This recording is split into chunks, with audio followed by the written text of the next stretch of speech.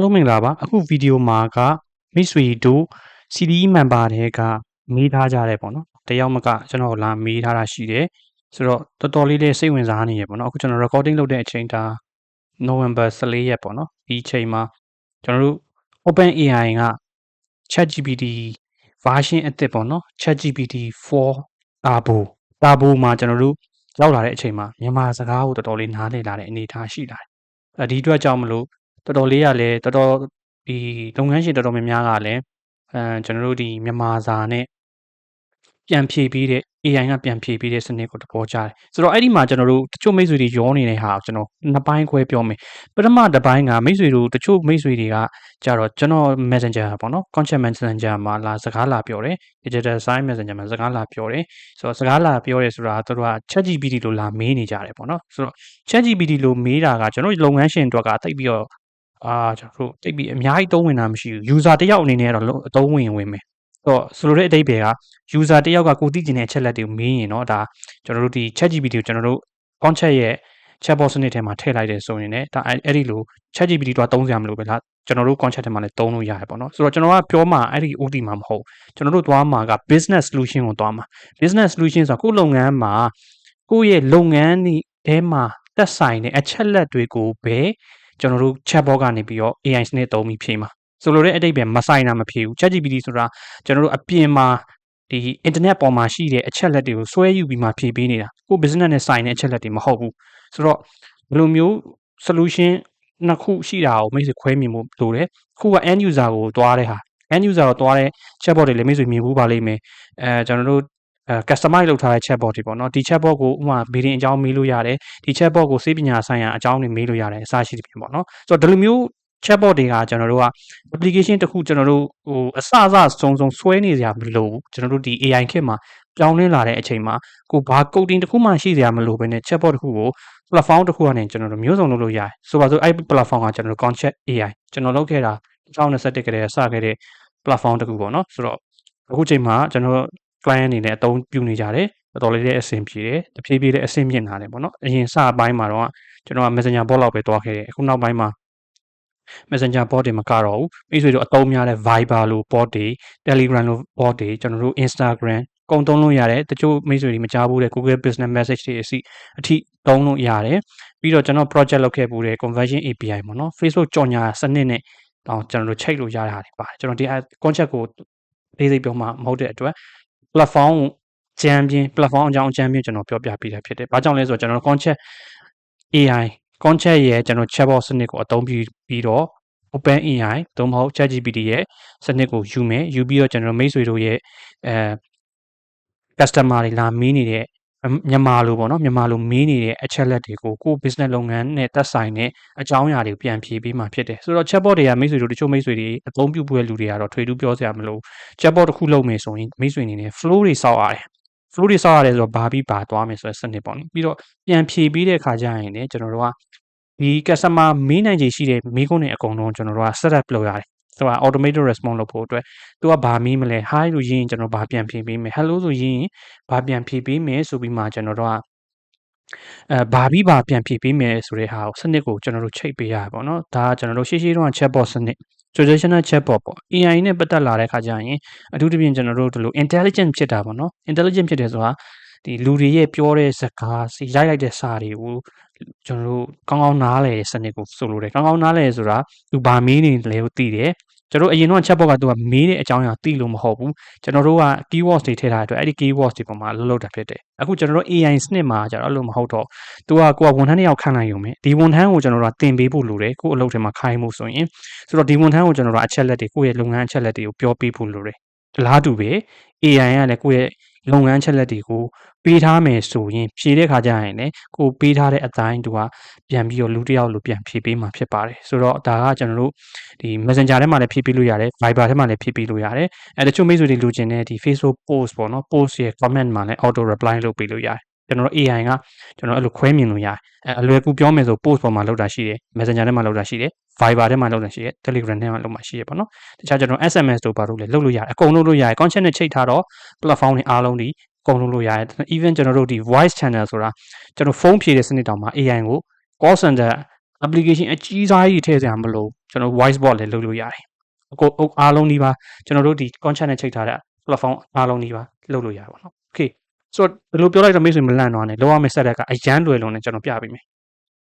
contract တစ်ခု contract ကိုသုံးနေတဲ့မိတ်ဆွေတော့ထွေထူးပြောစရာမလိုဘူးမသုံးဘူးတဲ့လူတွေကတော့ကျွန်တော်တို့ trial ဆန်းသုံးလို့ရတယ်ကျွန်တော်14ရက်ဖွင့်ပေးထားတယ်14ရက်အတွင်းမှာ function အပြည့်အစုံဘာမှ limit မလုပ်ထားတဲ့ function အပြည့်အစုံကိုဒါစိတ်ကြိုက်သုံးလို့ရတယ်ပေါ့နော်14ရက်ပြည့်သွားပြီးရင်တော့မိတ်ဆွေဝယ်သုံးဖို့လိုတယ်ဝယ်သုံးဖို့အတွက်လည်းကျွန်တော်လူတိုင်းဒီပါရအောင်ကျွန်တော်အခုဒီလထဲမှာပေါ့နော်ဒီလအခုကျွန်တော် recording လုပ်နေတဲ့လထဲမှာ November ထဲမှာကျွန်တော် promotion ပေးထားတာရှိတယ်မိတ်ဆွေအမြန်ဆုံးလာဆက်တွဲပြီးတော့စသုံးကြည့်လို့ရတယ်ပေါ့နော်ကျွန်တော် paid version မှာတော့မှကျွန်တော်စထားတာဒီ many chat နဲ့ဆိုရင် many chat မှာဆိုရင်အနည်းဆုံး content ဒီဟောပေါ့နော်စကားလာပြောတဲ့လူအရေအတွက်အယောက်900အတွင်းဆို$15လောက် charge လုပ်တယ်တစ်လားကျွန်တော်ဒီ platform မှာ$1.5လောက်ပဲရှိမယ်10လောက်သက်သားရပေါ့နော်ဒါကျွန်တော်နမူနာပြောပေးတာ pricing မှာကျွန်တော်တစ်ခါတည်းထည့်ပြောပေးလိုက်ပဲပေါ့နော်ဆိုတော့ okay ကျွန်တော်စမယ်ဆိုရင် sign up လုပ်ဖို့လိုတယ်ဒီမှာတော့ကျွန်တော်အသေးစိတ် sign up လုပ်တော့ဘာလို့ဆိုအရန်လွယ်တယ် sign up လုပ်မယ်ကျွန်တော်ရဲ့ messenger ထဲရောက်သွားလိမ့်မယ်ဒီ contract ဆိုတဲ့ messenger ထဲရောက်သွားတဲ့အချိန်မှာမိတ်ဆွေအနေနဲ့အချက်လက်လေးတွေဖြည့်ပေးရမယ် register လုပ်တယ်ပေါ့နော် register လုပ်ပြီးဆိုရင်သူကဒီဘယ်လိုချိန်ရမလဲဆိုတော့ guide တွေတခုပေါ်လာလိမ့်မယ်အဲ့ဒီ guide ကိုနှိပ်မယ်နှိပ်ပြီးတော့ကျွန်တော်တို့ page ကိုကျွန်တော် Facebook page ချိန်ချင် Facebook page ကိုချိန်လိုက်ရုံပဲ Viber ချိန်ချင် Viber ချိန်ပေါ့နော်ဆိုတော့ဒါပေမဲ့ Viber တို့ဘာလို့ချိန်မယ်ဆိုရင်တော့ကျွန်တော်လာပြောလို့ရတဲ့အခက်အခဲရှိရင်ဘာလို့ Viber လုပ်တဲ့ပုံစံနည်းနည်းလေးAPI key တွေပါယူရတဲ့အပိုင်းရှိလို့ပေါ့နော်ဆိုတော့ Facebook တို့ဘာလို့ချိန်တာတော့အရန်လွယ်တယ် Facebook က permission ပေးလိုက်ရင်ပြီးသွားပြီကျွန်တော်တို့ပြီးသွားပြီဆိုကျွန်တော်တို့ဘယ်ထဲရောက်သွားမလဲဆိုတော့အခုလိုကျွန်တော် concept chatbot ထဲရောက်သွားမယ်ပေါ့နော် concept AI ကျွန်တော်တို့ဒီ chat commerce စနစ်ကြီးတစ်ခုလုံးကျွန်တော်ထည့်ထားတဲ့နေရာရောက်သွားမယ်ပေါ့နော်ဆိုတော့ okay ဒီထဲမှာကျွန်တော်တို့က flow တွေပါစောက်ရတယ်ပေါ့နော်အရင်တော့ကျွန်တော်ရှင်းပြခဲ့လို့ပဲ chatbot တစ်ခုလုပ်မယ်ဆိုရင် flow တွေတော်တော်များများလိုတယ် flow မပါတဲ့စနစ်ကိုကျွန်တော်သုံးလို့ရတာ AI ရှိတယ်ဆိုတော့ကျွန်တော် automated response မှာကျွန်တော်ထည့်ခဲ့တဲ့အရင်တော့ traditional chatbot စနစ်ရှိတယ်လို့ကျွန်တော်တို့ကဒီ Open AI ရဲ့ ChatGPT စနစ်ကိုအသုံးပြုပြီးတော့ဖြေကြားပေးလို့လည်းရတယ်ဆိုတော့ကျွန်တော် chatbot မှာစနစ်နှစ်ခုရှိနေတယ် traditional AI ကိုလည်းသုံးလို့ traditional chatbot စနစ်ကိုလည်းသုံးလို့ရတယ်လို့ကျွန်တော် Open AI ရဲ့ဒီ ChatGPT AI စနစ်ကိုလည်းကျွန်တော်သုံးလို့ရပါတယ် okay ကျွန်တော် setting နဲ့တွားပြီးပြီဆိုရင်ဘယ်အောက်မှာရှိနေလဲဆိုကျွန်တော် integration အောက်မှာရှိတယ် integrate လုပ်တယ်ဆိုတာကျွန်တော်တို့ကဒါကျွန်တော် concept platform နဲ့အခြားသော platform တွေကိုလွယ်လွယ်ကူကူချိန်လိုက်တာဆိုတာကျွန်တော်တို့တချို့ chatbot platform တွေလို့ခဲဆိုကျွန်တော်တို့ template တွေလုပ်နေစရာမလိုတော့ဘဲနဲ့ဓာတ်ရိုက်ချိန်လို့ရတဲ့စနစ်ပေါ့နော်ဆိုတော့အဲ့ဒီထဲမှာကျွန်တော်တို့အသုံးဝင်တာတွေအများကြီးပါတယ်ဒီထဲမှာကျွန်တော်တို့မိတ်ဆွေတို့တချို့ platform တွေတုံးနေရရှိပါတော့အများကြီးပါတယ်အဲ့ဒီထဲကကျွန်တော်တို့ Open AI ကိုတွားလိုက် Open AI မှာကျွန်တော်တို့က AI စနစ်နဲ့ချိန်တဲ့စနစ်ဒီမှာကျွန်တော်တို့ကဘာတွေခွဲထားလဲဆိုတော့ Open AI ChatGPT နဲ့ချိန်တဲ့စနစ်ရှိတယ် Open AI ရဲ့function အမျိုးမျိုးရှိတယ်ပေါ့နော် prompt template တွေရှိတယ် GPT trigger တွေလိုတယ်မိတ်ဆွေအနေနဲ့ကမြန်မာလိုမေးတဲ့အချက်လက်တွေဖြည့်ပြီးရုံတက်ပဲဆိုတော့ဒီလောက်ထိပွားစရာမလိုဘူးကျွန်တော်အကြမ်းပြင်းတော့ပြောပြပေးမယ်ပေါ့နော်ဆိုတော့အရင်ဆုံးကျွန်တော်တို့ဒီ Open AI ကိုချိန်မယ်ဆိုရင်ဒါကျွန်တော်ကချိန်ပြီးသားမလို့မချိန်ရတဲ့ connect ဆိုတဲ့ဟာလေးပေါ်မယ်ပေါ့နော် connect ကိုပေါ်လာပြီဆိုရင်ကျွန်တော် connect နှိပ်လိုက်မယ် connect ဒီမှာတော့ကျွန်တော်နှိပ်ပြီးသားဖြစ်သွားပြီပေါ့နော် disconnect ပဲနှိပ်ဆရာရှိတော့တယ်ဆိုတော့ connect နှိပ်လိုက်တယ်ဆိုတော့ API key တောင်းလိုက်မယ်ဆိုတော့ API key ကမိတ်ဆွေအနေနဲ့က Open AI ရဲ့ကျွန်တော်တို့API နေရာမှာတွားကြည့်ရမယ် API key ရှိတဲ့နေရာကိုတွားကြည့်ရမယ်ပေါ့နော်ဆိုတော့အဲ့ဒီလိပ်စာ link လေးကိုလည်းကျွန်တော်ဒီ video အောက်မှာထည့်ထားပေးမယ် Open AI account တစ်ခုရှိဖို့တော့လိုတယ်ပေါ့နော် Open AI ရှိပြီးသွားပြီရပြီလားဆိုတော့ကျွန်တော်ဘာလုပ်လဲဆိုတော့ cat နဲ့တွားချိတ်ဖို့လိုတယ် Open AI account က free မှာတော့ကျွန်တော်တို့သုံးလို့ရမှာမဟုတ်ဘူးဆိုတော့ကျွန်တော်တို့က cat ချိတ်ထားဖို့လိုတယ် cat ချိတ်ချင်းသူပတ်စံမဖြတ်ဘူးကျွန်တော်သုံးတလောက်ပဲပေးရတယ်API ဖိုးလို့ခေါ်တာပေါ့နော် API ဖိုးကိုပဲကျွန်တော်တို့ကရှင်းပေးရတယ်ဆိုတော့လစဉ်ကြီးပေးစရာမလိုဆိုတော့တဲ့အဓိပ္ပာယ်ကကိုယ့်စီကိုလူတွေများများလာမင်းရင်တော့ Open AI ကိုကျွန်တော် charges တစ်ခုပေးရမယ်ဆိုတော့ဒါကတော့ထုံးစံပဲကျွန်တော်တို့မိတ်ဆွေအနေနဲ့က contract ရဲ့ subscription fee လည်းရှိမယ် Open AI ကိုပေးရတဲ့ fee လည်းရှိမယ်ဒါမှဒါလည်းမိတ်ဆွေတို့ဒါနောက်ဆုံးပေါ်အဆင့်မြင့်နဲ့ကျွန်တော် feature တွေရတယ်လို့ကိုယ့် customer တွေကိုလည်းဒါတော်တော်လေး automation အနေနဲ့အသုံးပြုသွားလို့ရတယ်ပေါ့နော်ဆိုတော့ကျွန်တော်တို့အဲ့တစ်ချက်တော့တတိထားရမယ် Open AI မှာတချို့သုံးတဲ့လူတွေမိတ်ဆွေတွေကကတ်မချိတ်ရသေးဘူးကတ်မချိတ်ရသေးရင်တော့အဲ့တူ API key ကိုထည့်ထားရင်ထည့်လို့တော့ရမယ်ဒါပေမဲ့ကျွန်တော်တို့အလုပ်လုပ်မှာမဟုတ်ပေါ့နော်ဘာလို့လဲဆိုတော့ Open AI ကကျွန်တော်တို့ API အသုံးပြုရင် API အသုံးပြုခါသူကကောက်ခံမှာဖြစ်တဲ့အတွက်ကျွန်တော်တို့ကအဲ့ဒီ Open AI ကောက်မှာတော့ကတ်ချိတ်ဖို့လိုတယ်ကျွန်တော်ကတ်ချိတ်တာတော့မပြတော့လွယ်တာဖြစ်တဲ့အတွက် billing setting တွေမှာတော့လုပ်လိုက်ရုံပဲကျွန်တော်တို့ကတ်ချိတ်တဲ့စနစ်ပေါ့နော်အဲလိုခက်ခဲရှိတယ်ဆိုရင်ကျွန်တော်လာမေး ဒါမေးလို့ရတယ်ကျွန်တော်ပြောပြမိမယ်ဆိုတော့ဒီမှာတော့ဗီဒီယိုအရင်ရှိတော့မှဖြစ်တဲ့အတွက်ကျွန်တော်တို့ဒီမှာ API key ရလာရင်ထည့်လိုက်ရင်ရပြီပေါ့နော် Okay ဆိုတော့ကျွန်တော်နောက်တစ်ဆင့်ကပါလဲဆိုတော့ချိတ်ပြီးသွားရင်နောက်တစ်ဆင့်က information ထည့်လိုက်မယ်ဆိုတော့ information ကဘယ်လိုထည့်မလဲဆိုတော့မိတ်ဆွေအနေနဲ့ကြိုက်တဲ့ language နဲ့ထည့်လို့ရဒါပေမဲ့ကျွန်တော်အားပေးတာတော့ English လို့ထည့်ပါ OpenAI ကသူ့ကိုလာမေးတဲ့ဘာသာစကားပုံမူတည်ပြီးတော့သူကပြန်ဖြေပေးတယ်အဲ့ဒီဘာသာနဲ့ပဲပြန်ဖြေတယ်မြန်မာလိုလာမေးမြန်မာလိုပဲပြန်ဖြေလိမ့်မယ်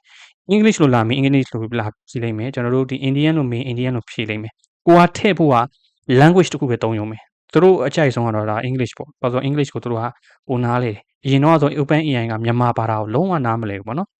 ်ဆိုတော့အခုချိန်မှာတော့မြန်မာဘာသာကိုသူကောင်းကောင်းလေးနားလည်သွားတယ်ဖြစ်တဲ့အတွက်ကျွန်တော်တို့ကဟို prompt ကအရေးကြီးသွားပြီပေါ့နော်ကိုကအင်္ဂလိပ်လိုထည့်ပိုကောင်းတယ်ဆိုတော့ကိုလုပ်ငန်းနဲ့ပတ်သက်တဲ့အကြောင်းအရာဒီမှာဆိုကျွန်တော်နမူနာပြထားတယ်မင်းရဲ့နာမည် concept ပေါ့နော် you are a freelance chatbot service provider and host a chatbot platform that allow clients to use your service ပေါ့တော့ကိုရဲ့အချက်လက်တွေအကုန်လုံးဖြည့်လိုက်ကိုကဘာပစ္စည်းရောင်းတာလဲဘာ service ပေးရလဲပြီးတော့ FAQ တွေကဘာတွေရှိလဲ FAQ မှာကျွန်တော်တို့အဖြေလေးတွေထည့်သွားပေးလို့ရတယ် question ထည့်စရာမလိုကိုပြန်ဖြေပေးစေခြင်းနဲ့အချက်လက်တွေဖြည့်လို့ရတယ်ဒါမှမဟုတ်လေကျွန်တော်တို့က prompt design မှာအမေးအဖြေပုံစံမျိုးဒီတိုင်းမင်းဒီတိုင်းပြန်ဖြေပါဆိုတော့လေသင်ပေးလို့ရတယ်အဲ့ဆိုဒါကကျွန်တော်တို့ကဒီ chatbot စနစ်နဲ့လုံးဝမတူတာ chatbot စနစ်ဆိုတဲ့အမျိုးကကြတော့ကျွန်တော်တို့ကဘယ်လိုသွားလုပ်လဲဆိုတော့ကိုတက်မှတ်ထားတော့အတိုင်းတိုင်းသာလင်းသွားလုပ်လို့တယ်ဒါလိုမျိုး keywords လာမှာဒါလိုမျိုးဖြေပါဆိုတဲ့ပုံစံတိုင်းသွားတယ်သူကဒီလိုမဟုတ် AI ဒီကျွန်တော်တို့စိတ်ကြိုက်ကိုဖန်တီးနိုင်တဲ့ကိုကြိုက်တဲ့ sentence ပေါ့နော် natural language လို့ခေါ်တယ်ကိုကြိုက်တဲ့ဟာအင်္ဂလိပ်လိုလွတ်လွတ်လပ်လပ်ရေးလို့ရတယ်သူကောင်းကောင်းနားလေတယ်အကယ်လို့မိတ်ဆွေကဒီကိုရေးလိုက်တဲ့စာသားတွေက sentence တွေက grammar တွေမှားမှာတော့တိတ်ကြောက်စရာမလိုဒါပေမဲ့ပိုကောင်းတာကတော့ grammar မှန်အောင်ရေးရင်တော့ပိုကောင်းတာပေါ့နော် Okay ရှင်းတဲ့ information တွေဖြည့်ပြီးသွားပြီကျွန်တော်တို့အောက်မှာဘာတွေရှိလဲ trigger မိတ်ဆွေအနေနဲ့ဖေးထူးတိတ်သုံးစရာမလိုကိုကဒီချက်ဖြည့်လိုက်တဲ့ information ကအရန်များဥပမာဆိုပါစို့ဒီမှာဆိုကျွန်တော်တို့စလုံးကြီး24,000ပေးထားတဲ့ထဲကအရန်များသွားတယ်အပိုင်းပိုင်းဖြတ်ဖို့လိုတယ်ဆိုတဲ့အနေအထားမျိုးမှာ ChatGPT trigger စနစ်ကိုကျွန်တော်တို့သုံးလို့ရတယ် trigger ရဲ့စနစ်ကအပိုင်းပိုင်းဖြတ်လိုက်တဲ့ပုံစံမျိုးပဲဆိုတော့ trigger ထဲမှာကျွန်တော်တို့အသုံးပြုလို့ရတဲ့ case တွေကတက်တက်ရှိရေပေါ့နော်ဒါမိတ်ဆွေတို့ကဒါကို business information မပြန်ဖြည့်ပေးမှာဆိုတော့ကျွန်တော်တို့တိတ်ပြီးတော့မများဘူးဆိုရင်တော့ trigger သုံးစရာမလိုဘူး trigger သုံးဖို့လိုရင်တော့ကျွန်တော်တို့တက်သူ့ဟာပုံစံတစ်မျိုးဆိုတော့ဒါကျွန်တော်တက်ပြောမှအဆင်ပြေရပေါ့နော်ခုလောလောဆယ်မိတ်ဆွေဒီ trigger မလို့လည်းတော့ကျွန်တော် trigger အကြောင်းတိတ်မပြောတော့ဘူး GPT model မှာမိတ်ဆွေအနေနဲ့4သုံးလို့ရလို့အခုကျွန်တော်နောက်ဆုံးပေါ်ဖြစ်တဲ့4 turbo ကပိုကောင်းနေပါတော့ turbo ကျွန်တော်တို့မြန်မာစကားပုံနားလိုက်တာဒီ turbo version ကနားလိုက်တာဖြစ်တဲ့အတွက်မိတ်ဆွေအနေနဲ့ turbo သုံးလို့ရတယ်4နဲ့ turbo နှိုင်းယှဉ်ကြည့်မယ်ဆို turbo ကပိုပြီးဈေးတက်တာတယ်သူတို့အခုကျွန်တော် record လုပ်နေတဲ့အချိန်မှာတော့ဈေးကိုသူကချပေးထားတယ်ဈေးလေးတက်တာတယ်ပို့ပြီးတော့လည်း intelligent ပို့ဖြစ်တယ်မြန်မာဘာသာစကားလည်းသူကပုံနားလေတယ်ပေါ့နော်ဆိုတော့အောက်ကဟာတွေကဘာထည့်ဖို့လိုလဲ temperature တွေဘာတွေကကြတော့ကျွန်တော်တို့ကသဘောတရားဘာလဲဆိုတော့သူ temperature ဆိုတာဆိုလိုရင်းက variation လို့မှတ်ထားလိုက်ရတယ် variation ဆိုတာဆိုလိုတာကျွန်တော်ဒီအပေါ်ဖြည့်ထားအချက်လက်တွေနဲ့ဘယ်လောက်ထိနီးစပ်အောင်ဖြည့်ပြမလဲဆိုတော့သူတို့ကတော့ create လို့ခေါ်တယ်ပေါ့နော်ဆိုတော့ဒီနံပါတ်နည်းရင် create တိတ်မရှိလို့ပြောတယ်သို့ပေမဲ့ကျွန်တော်တို့ကတိတိကျကျဖို့ပြည့်နံပါတ်များဥပမာ 1.5 တို့2လို့ဆိုပါတော့ပေါ့နော်နံပါတ်ကြီးသွားတယ်တော့2ထိလားမသိရှိတယ်2ဒါမှမဟုတ်1ထိဖြစ်လိမ့်မယ်ဆိုတော့နံပါတ်ကြီးသွားရင်သူက temperature များတယ်ဆိုရင်ကိုဖြည့်ထားကိုပေးထားတဲ့အချက်လက်တွေနဲ့ကွန်ပြီးဖြည့်ပေးတယ်ဆိုတော့ကျွန်တော်တို့ကွန်နာမလို့ချင်ဘူးများတော့အပြင်ကျွန်တော်တို့ရဲ့ business information နဲ့အနည်းဆက်ဆုံးလိုချင်တာဆိုတော့ကျွန်တော်တို့ကဒီနံပါတ်ကို short ပေးတယ် 0.2 ထားလို့ရတယ် 0.1 ထားလို့ရတယ်0ထားလို့လည်းရတယ်ကျွန်တော်တော့ 0.2 မှာထားလေးရှိအဆင်ပြေတယ်ပေါ့နော်ပြီးတော့ maximum token ဆိုတာကကျွန်တော်တို့ကပြန်ဖြည့်ပေးရစာတခါလေကြာရင်ကျွန်တော်တို့ကအရှိကြီးပြဖို့လိုတဲ့ခါကျရင်ဒီနံပါတ်ကိုတိုးပေးလို့ရတယ်ပေါ့နော်ဆိုတော့ကျွန်တော်တို့သူသတ်မှတ်ထားတဲ့ maximum ကဘာပါတော့ model ပေါ်မူတည်ပြီးတော့သူကtotal token မတူလေးတော့မရှိဘူးဆိုတော့4000 token နေရှိသလားစရှင်းပြီပေါ့နော်ဆိုတော့ဒီ messenger မှာဖြည့်တဲ့အနေအထားမျိုးတော့200လောက်ကကွက်တီးပဲ250ဖြည့်ချင်ရတယ်နည်းနည်းရှိသွားတယ်ဆိုတော့ဖြည့်ပြီးတဲ့အဖြေရဲ့ကျွန်တော်တို့စကားလုံး keyword length ပေါ့နော် sentence နည်းအများလို့မှတ်ထားလိုက်တာမိတ်ဆွေလွယ်တယ်ပေါ့နော်နံပါတ်တွေကတော့ဒါလိုပဲတွားရတယ်ပေါ့နော်200ထည့်ရင်ထည့်250ထည့်ရင်ထည့်ဒါမှမဟုတ်ကျွန်တော်1000ထိထည့်ရင်တော့အများကြီးဖြည့်တော့မှာပေါ့ဆိုတော့နည်းနည်းလေးထည့်ရင်တော့ကျွန်တော်တို့ကကဏ္ဍနေရင်တော့သူကဖြည့်တဲ့ sentence ကတင်ပေါ့ဆိုတော့ messenger မှာ1000လောက်ထည့်လဲကျွန်တော်တို့အဆင်မပြေဘူး comment မှာတော့ထည့်လို့ရတယ်ဘာလို့ဆိုတော့ messenger မှာဖြည့်တဲ့စကားလုံးက limit ရှိလို့ဒါကျွန်တော်တို့ chatbot ကလောက်တာမဟုတ် messenger platform ပုံ၌ကိုက bot တွေကိုကန့်တက်ထားတဲ့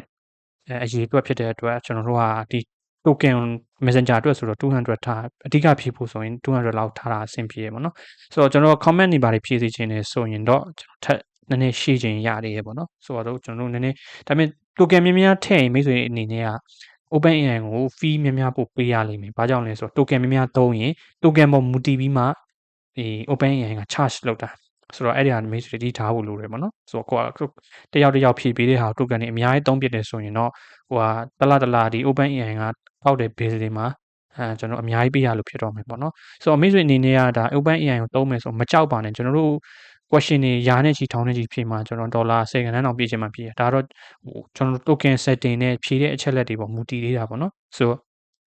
့ရေးသုံးမှာကျွန်တော်စစ်တော့စစ်ကြည့်ပေါ့နော် OpenAI မှာဘယ်လောက်ထိဟို charge လုပ်နေပြီလဲဆိုတော့ကျွန်တော် usage ကိုသွားစစ်လို့ရပါတယ် okay ဆိုတော့ဒါထည့်ပြီးသွားရင် continue နှိပ်လိုက်တယ်ဆိုရင်ခုနကျွန်တော်လုပ်ပြခဲ့တယ်လို့ပြီးသွားပြီဒါပဲဒီမှာကျွန်တော်တို့နောက်တစ်ဆင့်ကဘာလုပ်ဖို့လိုလဲဆိုတော့နောက်ဆုံးအဆင့်အနေနဲ့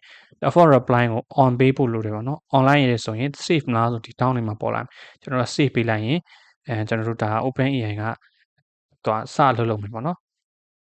okay ကျွန်တော်မ save ချင်ဘူးဆိုပြန်ပိတ်လို့ရတယ်ပြန်ပိတ်လိုက်တယ်ဆိုရင်တော့ကျွန်တော် Messenger မှာ OpenAI နဲ့အလုပ်မလုပ်တော့ဘဲနဲ့ကျွန်တော်တို့မေးတဲ့ဟာတွေကိုဒီ automated response နဲ့တော့၎င်းအလုပ်လုပ်ချင်တော့မယ်ဘာမှမထည့်တိုင်းတော့ကျွန်တော်တို့ဘောကဒီတိုင်းပဲရက်နေမယ်တပေါ်တရားရှိရပါတော့ flow တွေထည့်ထားရင်တော့အဲ့ flow တက်ဆိုင်ရ flow တွေနေတော့အလုပ်လုပ်သွားမယ်ပေါ့နော်ဆိုတော့အခုကကျွန်တော်တို့က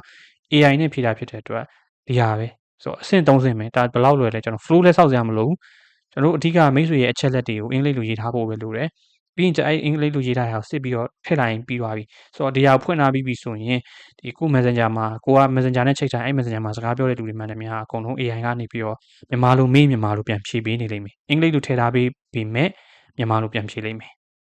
okay ဆိုတော့ Viber လည်းအတူတူပဲ Viber မှာလည်းကျွန်တော်ဘာမှလုပ်စရာမလိုဘာ flow မှာစောက်စရာမလိုဒီဟာထည့်လိုက်ပြီဆိုတော့ ਨੇ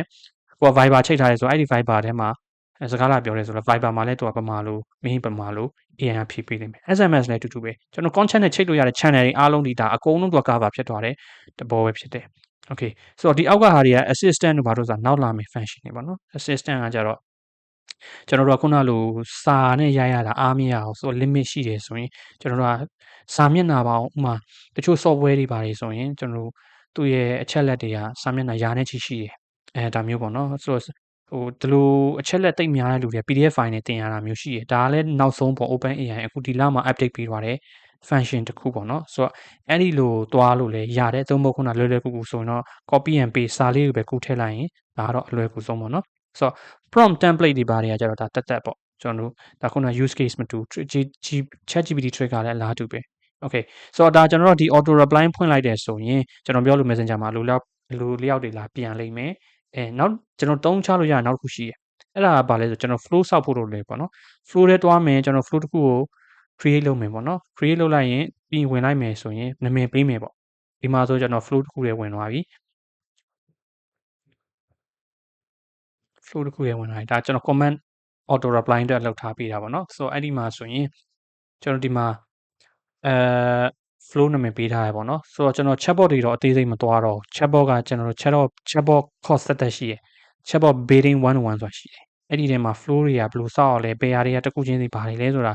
ာရှင်းပြထားတာရှိရယ်ဒါကကျွန်တော်ကဒီမြန်မာလိုဖြည့်တဲ့အပိုင်းကို bonus အနေနဲ့ပြောပြပေးလိုက်တာ Facebook post comment မှာအလိုလျောက်ဖြည့်တဲ့စနစ်ကလွယ်တယ်ဒါကျွန်တော် chatbot လေ့လာပြီးတဲ့လူကဒါလေးမြင်လိုက်တာနဲ့ဘာမှလည်းလုပ်စရာမလိုဆိုတာပြီးသွားလိမ့်မယ်ပေါ့နော် chatbot တစ်ခါမှမလုပ်ဘူးပဲမိတ်ဆွေအနေနဲ့တော့ကျွန်တော်အကြံပေးချင်တာတော့အခြေခံအစလေးလာလိုက်ပါဆိုတော့ခုနကကျွန်တော်တို့ Messenger မှာပဲဖြည့်ပေးရုံပဲကတော့သိပြဿနာမရှိဘူးကျွန်တော် auto comment reply ပြန်ကျင်နေဆိုတဲ့အုပ်စုတွေရှိတယ် Facebook post မှာ auto comment reply ပြန်တာပဲဖြစ်ဖြစ် Instagram post မှာပဲဖြစ်ဖြစ်ပေါ့နော်ဆိုတော့အဲ reels မှာပဲဖြစ်ဖြစ်ကျွန်တော်တို့ဘာလုပ်မလဲဆိုတော့မခက်ပါဘူးကျွန်တော်ဒီအဆင့်လေးပဲထည့်ဖို့လိုတယ်ကျွန်တော်တို့ဒါ chatbot တည်ပြီးသားလူတွေကကြတော့ကျွန်တော်ဒီမှာကျွန်တော်တို့ flow တစ်ခုစလိုက်မယ်ပေါ့နော် flow ကဒါအဆင့်လေးပဲ step လေးတစ်ခုလေးပဲလုပ်ထားတယ်ဆိုတော့ပထမဆုံးအဆင့်မှာကျွန်တော်တို့ custom fee ကို clear လုပ်လိုက်တယ်ဆိုတာကျွန်တော်တို့ဒီခါလေးကြာရင်ကျွန်တော်တို့ chatbot တွေကဘယ်လိုပြောမလဲကိုကအရှိမ campaign တွေအများကြီးလုပ်ပူးတယ်ဆိုရင်ဒီ custom fee ကိုကျွန်တော်ကဖြတ်ဖို့အတွက်လုပ်တာပေါ့နော်ဆိုတော့ custom fee ကဘာလဲဘယ်လိုလုပ်လဲဆိုတဲ့ဟာတွေကမိတ်ဆွေသိဖို့လိုကောင်းလို့လိမ့်မယ်ဘာလို့လဲဆိုတော့အခုမှကြားပွေးလူကတော့ဒါတွေစိမ့်နေတယ်ဆိုရင်ကျွန်တော်ပြောလို့ပဲစိတ်ရှိလက်ရှိ chatbot building 101ကိုလေ့လာကြည့်ပါအရန်မကြပါဘူးဒီ course မှာ contract ကိုကျွန်တော်တို့ unlimited plan သုံးတဲ့လူတွေပေါ့နော် unlimited ကျွန်တော်တို့ဒီ startup plan မဟုတ်ဘဲနဲ့ unlimited plan သုံးတဲ့လူတွေတော့ကျွန်တော် chatbot building 101 course ကိုလက်ဆောင်ပေးမှာရှိပါတယ်လက်ဆောင်ပေးဖို့ရှိတယ်ဆိုတော့ unlimited plan ကိုကျွန်တော် chatbot building 101 course အပြင် chatbot နဲ့ CRM စနစ်နဲ့ချိတ် CRM တစ်ခုလိုအသုံးပြုတဲ့စနစ်စရင်းတွင်းတဲ့စနစ်တွေ customer loyalty တွေဖန်တီးတဲ့စနစ်တွေ e-commerce စနစ်သုံးတဲ့စနစ်တွေပါတယ် chatbot CRM မှာကျွန်တော်လက်ဆောင်ပေးလိုက်မယ်ပေါ့နော် okay ကျွန်တော်ကြားဖြတ်promotion လေးတစ်ခုပြောပေးတာဖြစ်တယ် okay ဆိုတော့ကျွန်တော်ဒီဟာ custom fee ကို clear လုပ်တယ်ဆိုတဲ့ဟာဒီထဲမှာ add content ထဲမှာ action ထဲမှာ clear custom fee ကိုကျွန်တော်လုပ်ပြတာပေါ့နော် open AI ကကျွန်တော် action တစ်ခုပေါ့ဒီမှာဆိုကျွန်တော် turbo လုပ်ထားတယ်ပြီးရင်ကျွန်တော်တို့ဒီမှာလည်း business information ဆိုတာတွေ့လိမ့်မယ်ဆိုတော့ကျွန်တော်ဒီမှာဘာလဲအသုံးဝင်သွားလဲဆိုတော့ခုနကျွန်တော်တို့လုပ်ခဲ့တာမိတ်ဆွေတို့မှတ်မိအောင်မယ်ဆိုရင်ဒီထဲမှာကျွန်တော်တို့အချက်လက်ဖြည့်တာအဲ့ဒါက bot ကြီးတစ်ခုလုံးကိုဖြည့်ပေးတဲ့စနစ်ဆိုတော့ bot ကြီးတစ်ခုလုံးဖြည့်ပေးတဲ့စနစ်ဆိုတော့ messenger မှာကြိုက်တာလာမင်းကျွန်တော်ဒီမှာထည့်ထားအချက်လက်ကိုဖြည့်မှာအခုကျွန်တော်ပြနေဒီမှာပြတဲ့ဟာကြအဲ့လိုမဟုတ်ဒါကကြတော့ပုံစံတစ်မျိုးဘာလဲဆိုတော့ဒါကကြတော့ Facebook post comment ပေါ်မှာဖြည့်တာဖြစ်တဲ့အတွက်ကိုကအဲ့ဒီ post နဲ့သက်ဆိုင်သောအကြောင်းအရာကိုပဲကျွန်တော်တို့ဖြည့်လို့ရတယ်ဆိုတော့ကျွန်တော်တို့ကဗာဒီပုံမှာထားပါတော့ product A နဲ့ B ရောင်းနေဆို product A နဲ့ပတ်သက်တဲ့အကြောင်းအရာပဲကျွန်တော်တို့ကထည့်လို့ရတယ်ဆိုတော့ကျွန်တော်က product A ကိုနဲ့ပတ်သက်တဲ့ကြောင်းညာ post တစ်ခုလွှတ်ထားတယ် comment မှာလည်းကျွန်တော်တို့က product A နဲ့ပတ်သက်ပြီးလူတွေကလာမေးကြလိမ့်မယ်ဆိုတော့ကျွန်တော် product A ပဲထည့်စရာလိုတယ် product B ကိုထည့်စရာမလိုဆိုတော့ကျွန်တော် prompt ကတက်တာသွားတယ်ပေါ့နော်ကျွန်တော်တို့ဈေးတက်တာသွားတယ် open AI ကိုပေးရမယ်ကုန်ကျစရိတ်တက်တာသွားတယ်အဲဒါမှမဟုတ်ကျွန်တော်ပို့ပြီးတော့ specific ဖြစ်တယ်ပို့ပြီးတိကျသွားတယ်ဆိုတဲ့သဘောပေါ့နော် okay ဆိုတော့ကျွန်တော်ဒီမှာလုပ်ဖို့ကကျွန်တော်တို့ open AI action တွေအများကြီးရှိတယ်အဲ့ဒီတည်းကကျွန်တော်သွားတဲ့ဟာကကျွန်တော်သွားတာ advanced ထဲမှာသွားရမယ်ဆိုတော့ generate text မဟုတ်ပဲね auto comment reply လောက်တာဖြစ်တဲ့အတွက် advanced ကိုသွားရမယ်ပြီးကျွန်တော်ဒီမှာပြထားတဲ့ user message ကိုဒီတိုင်းမရရမယ်တခြားကျွန်တော်ရိုက်စရာမလိုဘူးဆိုတော့ user message ကသူက comment ပေးတဲ့ဟာက input အနေနဲ့ပြန်သုံးတာဆိုတော့ကျွန်တော်တို့ဒီကျွန်တော်တို့ post မှာထားပါတော့ product A လေးရဲ့ဈေးနှုန်းအကြောင်းသိချင်ပါတယ်ဆိုရိုက်ထားရဆိုရင် product A ရဲ့ဈေးနှုန်းအကြောင်းသိချင်ပါတယ်ဆိုတဲ့အမေးကဒီထဲမှာအလိုလျောက်ဝင်သွားတယ်ဒါ dynamic value လို့ခေါ်တယ် dynamic value ဆိုတာအမြဲပြောင်းနေပြောလိုက်တဲ့လူရဲ့စာပေါ်မူတည်ပြီးဒီမှာလိုက်ပြောင်းနေမှာကျွန်တော်တို့ကခါမေးတခါ question တွေဒီမှာလာပြီးတော့ရိုက်ဖြည့်စရာမလိုဘူးဒါကျွန်တော်တို့က custom fee လို့ခေါ်တယ်ဆိုတော့ chatbot တည်ရလူက chatbot လေးလာပြီးတော့ custom fee ကိုတည်တယ်ဆိုတော့ less ဒီမှာအနီရောင်နေဖြစ်နေလို့ပေါ့နော်ကျွန်တော် less underscore ကျွန်တော်တို့ဒီဟာပေါ့နော်ကျွန်တော်ပြမယ်ဒါမျိုးလေးဖြစ်ရမယ်ဆိုတော့အဲ့လို underscore ကျွန်တော်တို့ရိုက်ပေးဖို့လိုတယ်ပေါ့နော်အလဲတလို့ dash မဟုတ်ပါဘူးကျွန်တော်ပြန်ရိုက်ပေးမယ်ဆိုတော့ကျွန်တော်ရိုက်ပြမယ်ဆိုတော့ last less underscore fb underscore comment ပြီးတော့ကျွန်တော် gwin နေခတ်လိုက်တာပေါ့နော်ဒီလို gwin ခတ်မယ်နောက်နှစ် gwin ရှေ့နှစ် gwin ဆိုတော့ဒီမှာရှေ့နှစ် gwin တင်လိုက်ဒီထဲမှာကြာလာမယ်ကျွန်တော်ဒီထဲက list ကိုမယူကျွန်တော်တို့ less fit fb comment ဆိုတဲ့ဟာလေးပဲယူမယ်ပေါ့နော်ဒါကျွန်တော်တို့ custom fee ရဲ့အလုပ်လုပ်တဲ့ပုံပေါ့ dynamic data ဝင်သွားပြီးတော့ကျွန်တော်တို့ response ကိုဘယ်မှာသိမ်းမလဲဆိုတော့ကျွန်တော်တို့ဒါကကျွန်တော်လုပ်ပြီးသားဖြစ်တဲ့အတွက်မိတ်ဆွေအနေနဲ့ကြိုက်တဲ့နာမည်သိမ်းလို့ရတယ် custom fee တစ်ခုကောက်လုပ်မယ်နာမည်ပေးမယ် continue နေမယ်ပေါ့နော်ဒီမှာကျွန်တော်လုပ်ပြီးသားဆိုတော့မထည့်တော့ဆိုတော့ဒီမှာကျွန်တော်လုပ်ထားတာ temporary test send ဆိုပြီးတော့ကျွန်တော်နာမည်ပေးမိတ်ဆွေကြိုက်တဲ့နာမည်ပေးလို့ရတယ်အဓိကကျွန်တော်တို့ကလုပ်တဲ့အချိန်မှာကျွန်တော်တို့ text custom fee အမျိုးအစားဖြစ်ဖို့လိုတယ်ပေါ့နော်ဆိုတော့ text အမျိုးအစား custom fee အကြောင်းလဲကျွန်တော်အဲ့ဒီ chatbot building 101တို့ဘာလို့ထဲမှာလဲလေ့လာကြည့်လို့ရတယ် trigger မှာကျွန်တော်တို့ကဒီ trigger ကိုသုံးလဲရတယ်ဖြုတ်လဲရပြဿနာမရှိဘူးဒါကျွန်တော်တို့ကလိုလဲမလို option တွေပေါ့နော်ဖြုတ်ချင်လဲဖြုတ်ခဲ့လိုက်ရတယ်ထည့်ချင်နေဆိုရင်ထည့်ဘာကွာရလဲဆိုတော့ဒါကျွန်တော်တို့ကချို့မေးခွန်းတွေမှာလူကဖြေပေးဖို့လိုတယ်ဆိုရင် bot ကို transfer လုပ်လိုက်တဲ့တဘောပဲဆိုတော့ဒီဟာတိတ်မလိုပါဘူးများတော့ပဲ comment reply လုပ်တာဆိုတော့ထည့်ထားလို့ရတယ်နောက်တစ်ခုက remember conversation ဆိုတဲ့တဘောတရားက user တယောက်က comment ရေးတယ်သူကတရက်ခုလည်းနဲ့မရက်ဘူးတချို့လူတွေကတခါမီဈေးနှုန်းဘယ်လောက်လဲဆိုတော့ bot ကဖြေတယ်ဈေးနှုန်းကဒီလောက်ပါဆိုရင်အဲ့ဒါဆိုရင်ကျွန်တော်တို့အိမ်ရောက်ငွေချေစနစ်နဲ့လားပါလားဆိုထပ်မီးတယ်ဆိုပါစို့အဲ့ဒါဆိုရင်ကျွန်တော်တို့ကရှေ့ကပြောခဲ့တဲ့ဟာနဲ့ဆက်ဆက်မှုရှိရမယ်ပေါ့နော်ရှေ့ကပြောတဲ့ဟာဥပမာကျွန်တော်နမူနာဘယ်လိုပေးလို့ရလဲဆိုတော့ကျွန်တော်ကြက်ဥကြော်နီးကိုAI ကိုမေးလိုက် AI ကအဆင့်အနေနဲ့ပြောပြလိုက်မယ်ဟို step 1 C ထဲပါ step 2ဘာလို့ပါ3လို့ပါအစရှိတယ်ပြင်ပေါ့နော်ဆိုတော့ step 2ထဲကဟာကိုကျွန်တော်အသေးစိတ်သိချင်နေတယ်ဆိုတဲ့ question ထပ်ရောက်လာရင် AI ကရှေ့က conversation ကိုမှတ်မိဖို့လိုတယ် step 2ပဲပြောပါဆိုတဲ့အဓိပ္ပာယ်ကရုတ်တရက်ကျွန်တော်တို့ input အနေနဲ့စဉ်းစားကြည့်မယ်ဆိုရင်ဘာကိုပြောတာလဲဆိုတာ AI ကဆက်တွေးခေါ်မှုရှိဖို့လိုတယ်ပေါ့နော်ဆိုတော့ step 2ဆိုတာသူကရှေ့မှာကြက်ဥကြော်နီးမေးနေတာပဲကိုဖြေခဲ့တာလဲကြက်ဥကြော်နီးက9ဆင့်ရှိတယ်ဖြေခဲ့တာအဲ့ဒီနှစ်ထဲကဘာဆိုတဲ့ဟာကိုမှတ်မိနေတဲ့ AI ကဆိုတော့ကိုကမေးတဲ့ခါကျရင် step 2ထဲကတိကျတယ်ရေးနေစရာမလို step 2ကိုအသေးစိတ်ပြောပါဆိုတော့မေးလိုက်တာနဲ့ customer မေးလိုက်တာနဲ့ AI ကနားလည်ဖြေတာအဲ့ဒါကို remember conversation လို့ခေါ်တယ်ဆိုတော့ remember conversation မှာက yes ထားလို့လည်းရတယ် no ထားလို့လည်းရတယ် no ဆိုရင်တော့မှတ်မိမှာပေါ့သူရှေ့မှာဥမာခုနပြောခဲ့လို့ပဲကျုပ်ဂျော်နီနေပြောပြပါဆိုကျုပ်ဂျော်နီပြောပြီးတော့ customer နေရောကောက်ကမင်းကပြီးကောက်ကမင်းဘယ်လိုပြောမလဲဖြတ်ပြီးတော့နောက်တစ် question ကြရင်ခုနပြောလို့ပဲ step 2ကိုပြောပါဆိုရင် conversation ကိုမမှတ်ထားဘူးဆိုရင် step 2ကဘာကိုဆိုလို့ချင်မှလဲအသေးစိတ်ပြန်ပြောပြပါဆိုပြီးတော့ AI ကအဲ့လိုမေးနေလိမ့်မယ်ဆိုတော့ဒါက memory လို့ခေါ်တယ်ဆိုတော့ကျွန်တော်တို့ natural conversation ပေါ့နော် conversation ဒီတဘာဝအတိုင်းစကားပြောတဲ့အရာတာလို့ချင်ရင်တော့ yes ပွင့်ပေါ့လို့ပြင်မဲ့ဒီ yes ပွင့်ခဲ့တဲ့မိတ်ဆွေတွေထားမှာက open AI ကပတ်စံပို့ပေးရမယ် token ပို့ကုန်တယ်ဖြစ်ပို့သုံးရတာဖြစ်တဲ့အတွက်ပေါ့နော် temperature ကလည်းသူကြိုက်တာထည့်လို့ရတယ်ဒီမှာဆိုရင်ကျွန်တော် comment ထဲမှာဆိုရင်4000အများဆုံးတင်ထားတာ4095ဆိုပြီးမှသုံးလို့လည်းရတယ်ပေါက်ကနန်1000နဲ့သုံးလို့ရတယ်900နဲ့ကြိုက်တော့သုံးလို့ရတယ်ဘာလို့တချို့လူတွေရဲ့မေးတဲ့ question နဲ့ general အရန်ဆန်တဲ့ရေဘူးရအရန်ဆန်တဲ့ question တွေမေးတာဖြစ်တဲ့အတွက်အဖြေကြီးဖြေဖို့လိုတဲ့ကိစ္စတွေကြာရင်တော့ဒီလို token များများထည့်ဖို့လိုတယ်ပေါ့နော်ပြီးတော့ continue နေလိုက်ရင်ရတယ်ဆိုတော့ဒီဟာပြီးရင်ကျွန်တော်နောက်တစ်ဆင့်ကြံတယ်နောက်ဆုံးအဆင့်ကတော့ text ပေါ့နော် text စာပေါ့စာရိုက်တာပေါ့ဆိုတော့စာရိုက်တဲ့အချိန်ကြရင်လည်းခုနကကျွန်တော်တို့ဒီ open AI မှာကျွန်တော်လုပ်ခဲ့တဲ့ custom fee က temp text မိတ်ဆွေမှာတွေးလိုက်ရင်ဒီမှာပြန်ပြမယ်ဒီမှာ TMP temp text send ပေါ့နော်ဆိုတော့အဲ့ဒီဟာကိုကျွန်တော်ဒီမှာအဖြေအနေနဲ့ထုတ်ပေးလိုက်တယ်ဆိုတော့အောက်မှာတော့ကျွန်တော်ထည့်တာမလိုပါဘူးဒါမိတ်ဆွေအနေနဲ့ဒီဟာကြီးထည့်ကျွန်တော်အတိုင်း live လုပ်တွေးမသိ live လုပ်စရာမလိုဘူးမိတ်ဆွေအနေနဲ့ကဒါပေမဲ့တခါလေကြာရင်တချို့ customer တွေကဒါလူကဖြေရလား bot ကဖြေရလား AI ကဖြေရလားကွဲချင်ရင်တော့ထည့်ပေးလိုက်ပေါ့ဆိုတော့ဒီအဖြေယခုအဖြေကို AI မှအလိုလျောက်ဖြေချပေးတာဖြစ်တဲ့အတွက်ကျွန်တော်တို့ဟောပါတော့ဟိုလူအမင်များကမိတ်ဆွေကိုကျွန်တော်တို့အချိန်တိုတွင်းမှာပြန်လည်ဆက်သွယ်ပေးပါမယ်ဆိုတဲ့ဟာမျိုးပေါ့အလိုလျောက် message တခုဝင်ခွက်ပြီးထည့်ပေးလိုက် AI ဖြေတယ်ဆိုတာသူအတိပေးလိုက်တာအဲ့ဒါကတော့ကျွန်တော်တို့ပိုကောင်းတယ်လုံရိုးနှုတ်စင်အရာကျွန်တော်ထည့်တင်တယ်ပေါ့နော်မထည့်ချင်တဲ့ပြဿနာမရှိပါဘူးလူတစ်ယောက်ဖြေနေတယ်လို့သူဖြေနေမှာပဲ okay ဆိုတော့ဒါကျွန်တော် bonus အနေနဲ့ထည့်ပေးတာ comment မှာအလိုလျောက်ဖြေရစနစ်ပေါ့နော်ဒီဟာကိုနားလည်ဖို့တော့မိတ်ဆွေအနေနဲ့က chatbot basic တွေကိုနားလည်ဖို့လိုပါတယ်ဒါကျွန်တော်ဒီ CDE member ရဲ့အမေးကိုဖြေရတာဖြစ်တဲ့အတွက်ကျွန်တော်ဒီဟာဖောက်ဖြေရတာပေါ့နော်ကျွန်တော်ပြောခဲ့လို့ပဲ CDE member ဒီမေးတဲ့ထဲမှာတချို့မိတ်ဆွေတွေကတချို့ဘာသာရပ်ဆိုင်ရာတွေလေ့လာယူတာဖြစ်တယ်တချို့မိတ်ဆွေတွေကဘာမှလည်းမလေ့လာရတဲ့လူတွေလည်းရှိတယ်ဆိုတော့ဘာမှမလေ့လာတဲ့သူတွေကတော့ကျွန်တော်